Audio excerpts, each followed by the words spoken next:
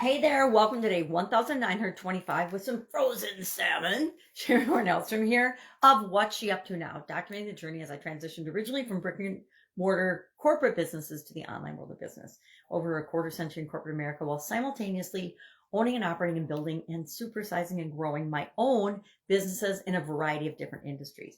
Tried out a lot of different industries, worked for a lot of different companies, some of the coolest companies on the planet, in my humble opinion. And learned a lot along the way. Learned a lot about different things that really helped my career to advance and grow faster than some of my peers because of some of the choices and decisions I made. And they were based on my personal core values, what was important to me. And that's our topic for this year's Get Your Goals annual challenge. Today's challenge is about our physical core values. We're focusing on our physical well-being, our physical health for the month of May. It's May. And it's kind of perfect timing because I just found out the heart surgery I didn't think I was going to get till the end of this year or next year has to happen like very soon. That they're going to call me this week to schedule that surgery because my box is failing. It fired 4 times this past weekend, which I was taking care of my granddaughters and I still am. And then I got the call yesterday, which was Monday, about, hey, did your box go off? And I'm like, yes, it did. I was just going to look up your number and call you.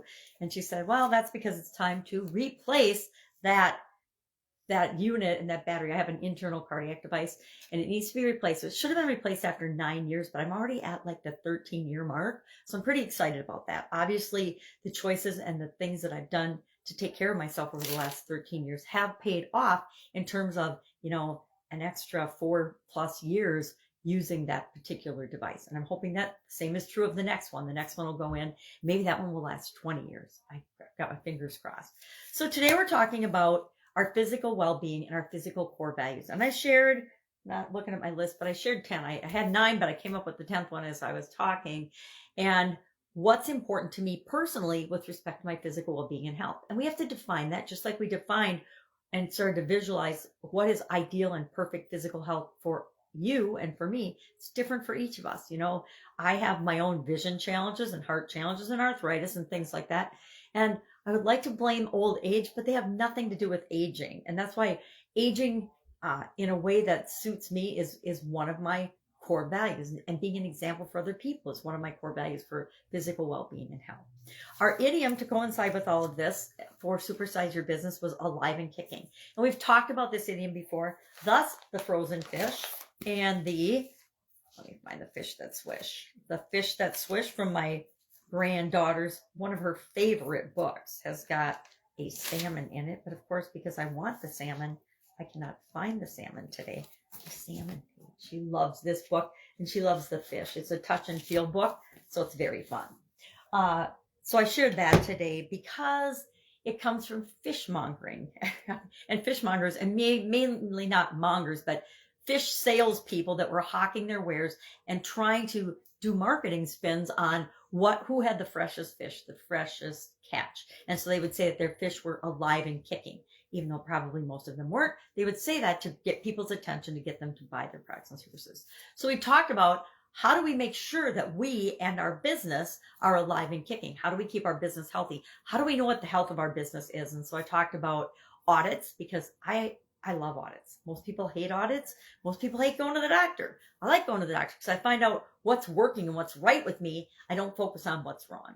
Same is true of our business. We want to find out where we are in our business. That's why we do audits and surveys and ask people and have conversations and network and find out, what does the market think of us? What do our competitors think of us? What do our customers think of us? What is our customers' experience? And then we audit every year in my business. We audit every area and aspect of the business. That means every department, every function, not just, I grew up in a manufacturing environment.